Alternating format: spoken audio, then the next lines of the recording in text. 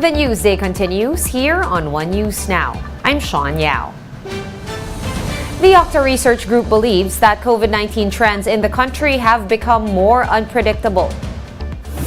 Speaking to One Balita Pilipinas, OCTA fellow Guido David explained that new COVID subvariants have made it harder to establish projections. He also said that while Metro Manila's COVID-19 positivity rate continues to increase, healthcare utilization in the region remains low. Aside from yung Omicron BA.5, there are new subvariants. Hindi tayo sure kung nakapasok na itong mga iba dito, like yung BA.4.6, yung BF.7. So marami ng mga bagong subvariants that could be affecting the trends. And the Philippines ranked first on the global disaster risk hotspots in the latest World Risk Index report. The German study shows that the country logged an index score of 46.82. The Philippines is also among the countries identified that are vulnerable to disasters caused by natural calamities. Because of this, they recommend focusing on digitalization and emerging companies to help prepare for natural events and create responsive systems to help affected communities. In 2021, the country ranked 8th on the risk index and 9th among countries with the highest exposure to disaster. The Justice Department is looking into reports of prostitution and increasing cases of STDs or sexually transmitted diseases among Pogo workers in the country. Marlene Alcaide with the report. From kidnapping and illegal detention to alleged cases of prostitution, the Pogo industry has since been marred with back-to-back issues. The Department of Justice is now alarmed over the spread of sexually transmitted diseases among Pogo workers. Within the Pogo companies and within the employees of the Pogo companies, there have been reports of the spread of sexually transmitted disease. Although we're trying to find out the full extent of this, it seems as though mga nasa 15 to 20 dun sa mga reports namin. The DOJ said it has yet to determine how prevalent STD cases are among Pogo workers. It has tasked the National Bureau of Investigation to focus on the issue. Di na natin antayin ang panahon na umabot na to sa ating mga kababayan.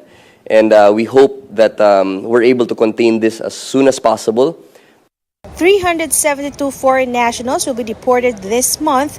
Majority are Chinese nationals working for illegal Pogo companies. While over 48,000 foreign nationals will have their visas canceled after the government canceled the licenses of the Pogo companies they are working for. They will be given 59 days to leave the Philippines or they will be deported. Yung pag-cancel ng mga visas due to various reasons, kailangan nang umalis ng bansa yung Chinese nationals on their own. Hindi na namin sila arestuhin. And I think another advantage there ay mas mura na ngayon para sa gobyerno. We are One News. We're gonna pause for a quick break, but we will be back with more stories after that. Keep it here on One News.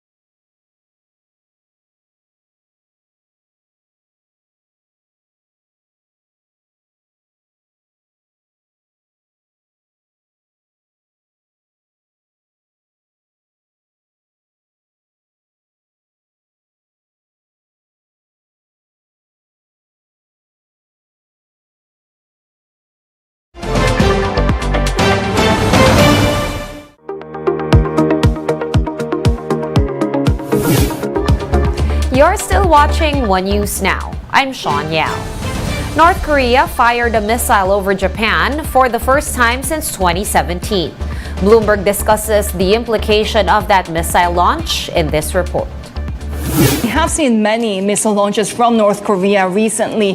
Is the trajectory of the path of this missile what's making this launch more important? The fact that this missile flew over Japan and appears to have landed in the Pacific Ocean is seen as very provocative for the Japanese government. Obviously, any country would not appreciate a missile flying over its own territory. Most of the missiles, all the missiles so far that's been fired by North Korea since 2017 have landed on the east side of the country, meaning that it hasn't sort of flown over. But this one is different, and that's why the alert I wouldn't be surprised if that's the case. We had U.S. Vice President Kamala Harris in the region. She was in Tokyo to attend the former Prime Minister Abe's state funeral, and then she took a trip over to South Korea. She visited the demilitarized zone on the 37th parallel. Also, you have the U.S.-Korea, the joint military drills, where the USS Ronald Reagan took port in South Korea. All these things, North Korea has criticized, and it is in that way the events today that happened coincides with all that. And the president of Indonesian Arema Football Club has apologized to the victims of a deadly stadium stampede from the pitch. An independent fact-finding team has also been formed to find out who was ultimately responsible for the incident.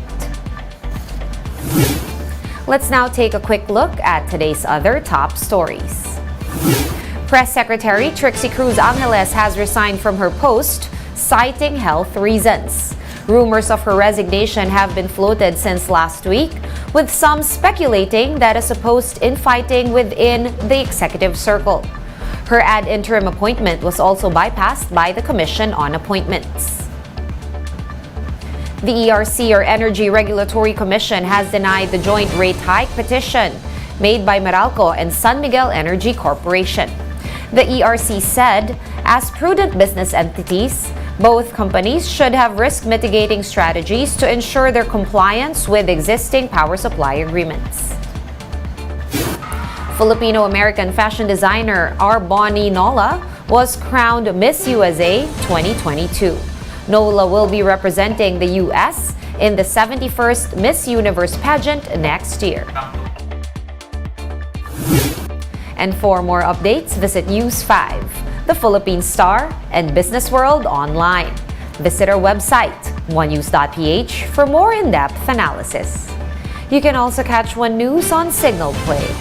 Register for a free account at www.signalplay.com and stream One News Live anytime, anywhere. I am Sean Yao. We are One News.